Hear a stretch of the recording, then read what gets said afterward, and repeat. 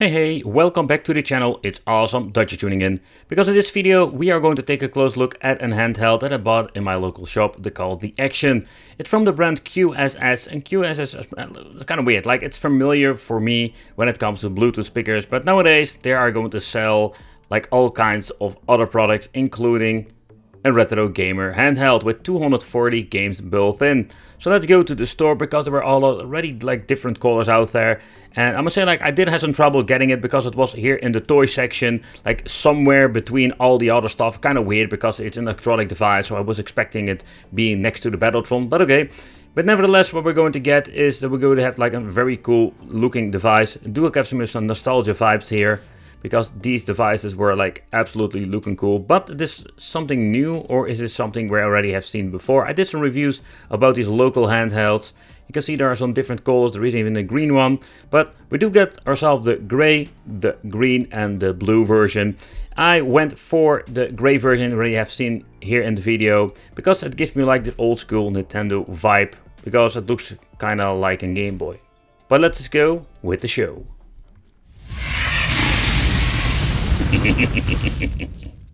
But this QSS 240 games built-in retro device, I was really curious what I was going to get when it comes to the gameplay in general, because it's always going to be a hit or miss. Back in the past I did bought a lot of these AliExpress handhelds, and I can say like sometimes we go to get 8-bit games, sometimes we're going to get 16-bit games or some other weird stuff. But it's always like a gamble, and with AliExpress you don't know what you're going to get, and it also implements with this version, because we do get like 128 megabyte of storage capacity, some weird like looking like CPU, no idea, never heard of it.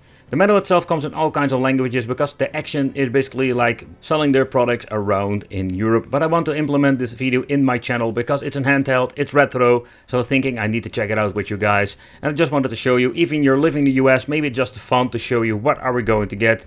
At the front we're going to get ourselves the sticker that we can peel off. I find it quite interesting, that's a quite interesting thing to do, just going to put this cool sticker on for having like a display in the case itself. I have reviewed so many of those, let's say, Famicom like devices, and I think this is going to be something similar. So at the front we're going to get this very thin piece of plastic that needs to be like the protection cover of the display. I can tell you it's very thin, so man, I think if you're going to bump it, you're going to still like destroy the LCD. The D-pad feels pretty damn horrible, because it doesn't have a very nice feel. It goes a little bit too deep inside the case, so basically you're like pushing your thumb into the case, kind of weird. Reset select over there, reset and start. Then we have like the AB, a front speaker, volume control on and off. There is no AV out, but I find very interesting, we do have the option. You can see the case mold is prepared for a micro USB and an AV out that we have seen before with the AliExpress ones. So the back we're going to need like to put in 4 AAA batteries. So we do have like this freaking bloody screw that I need to basically like unscrew before I can even like open it up. Yeah, and I can tell you I was happy that I used a screw, because the case itself is not that great. So here we can see some information about the company, Karsten International. It's located in Amsterdam, and yeah, they call this thing the Retro Gamer. Article number, stuff like that, some general information, and of course made in China. So it's a package from China.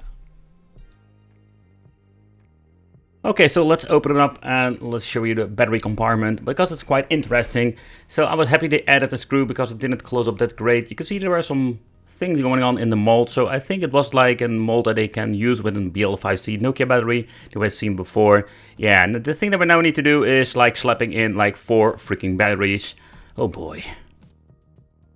Before we're going to play, let's do a quick teardown with this handheld, just to show you what's in the inside. It's kind of laughable, because when you're looking at these cheap AliExpress or these devices I picked up from my local shop, they don't have like a lot of parts.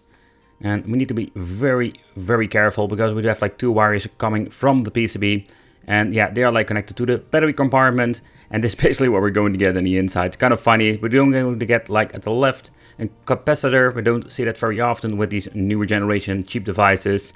Then we have like basically the connections over here already told you about.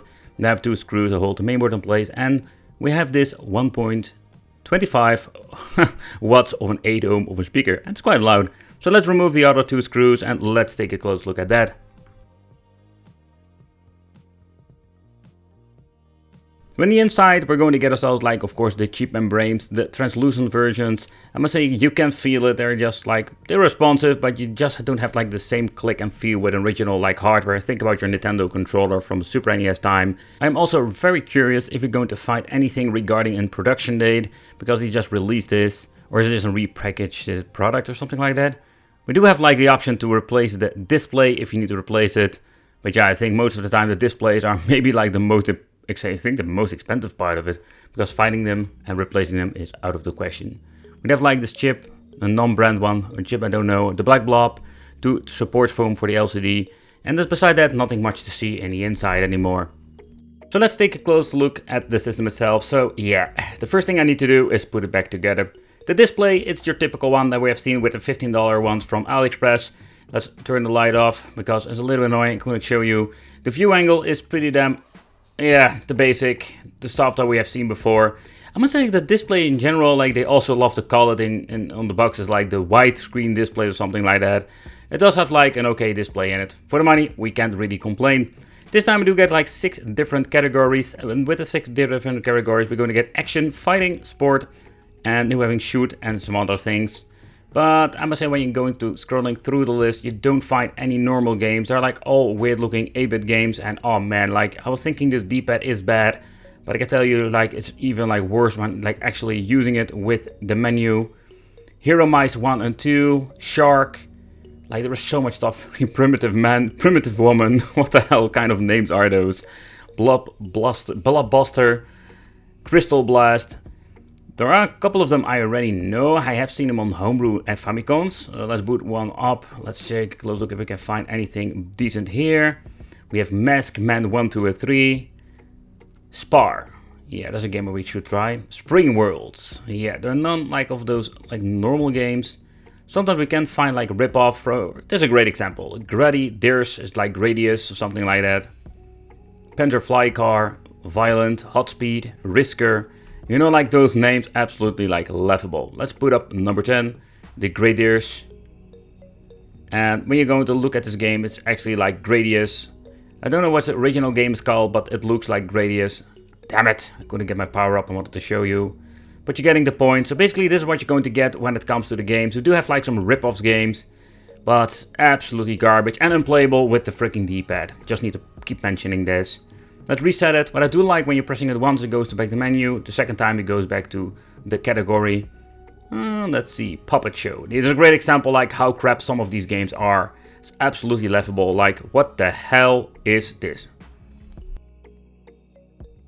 Okay, so we don't have like Pizza Boy. This is a game that I've seen a couple of times on those Famicom clones that you pick up nowadays on AliExpress. It's a basic game. You just need to bring your pizza to your customers. Yeah, I must say, like, it's not like really challenging. It's not also like a lot of fun to play. To be honest, I think it's more like a punishment to play this. Yeah, so this is not great. Power Robot. That was a game that I personally can appreciate. Basically what you need to do is jump to the next platform. It's quite challenging. And I must say that I can really get some, let's say, a couple of minutes fun, go for gaming fun out of it. It's quite very challenging. You cannot really move from left to the right. The only thing you can do is when you're basically like sliding down. So yeah, alright.